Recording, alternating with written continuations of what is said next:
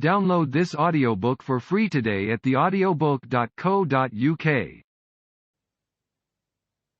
Everyone has low days. Everyone. But we all differ in how frequent those low days are and how severe the low mood. Something that I have come to realize over the years of working as a psychologist is how much people struggle with low mood and never tell a soul. Their friends and family would never know. They mask it, push it away, and focus on meeting expectations. Sometimes people arrive at therapy after years of doing that. They feel like they're getting something wrong. They compare themselves to the people who appear to have it all together all of the time. The ones who are always smiling and apparently full of energy. They buy into the idea that some people are just like that, and happiness is some sort of personality type. You either have it or you don't. If we see low mood as purely a fault in the brain, we don't believe we can change it. So instead, we get to work on hiding it. We go about the day, doing all the right things, smiling at all the right people, yet all the time feeling a bit empty and dragged down by that low mood, not enjoying things in the way we are told we should. Take a moment to notice your body temperature. You might feel perfectly comfortable, or you may be too hot or too cold. While changes in how hot or cold you feel could be a sign of infection and illness, it could just as easily be a sign of things around you. Maybe you forgot your jacket, which is normally enough to protect you from the cold.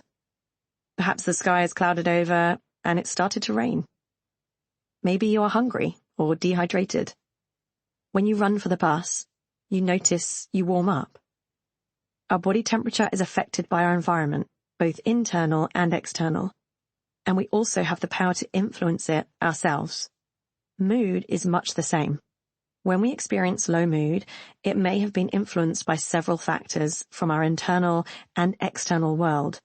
But when we understand what those influences are, we can use that knowledge to shift it in the direction we want it to go. Sometimes the answer is to grab an extra layer and run for the bus. Sometimes it's something else. Something that science has been confirming to us, and something people often learn in therapy, is that we have more power to influence our emotions than we thought. This means we get to start working on our own well-being and taking our emotional health into our own hands. It reminds us that our mood is not fixed, and it does not define who we are.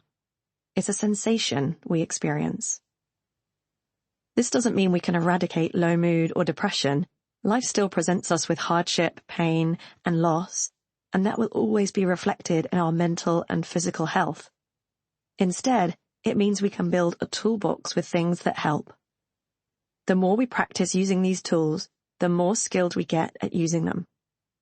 So when life throws us problems that hammer our mood into the ground, we have something to turn to. The concepts and skills covered are for us all. Research shows them to be helpful for those with depression, but they are not a controlled drug that you need a prescription for.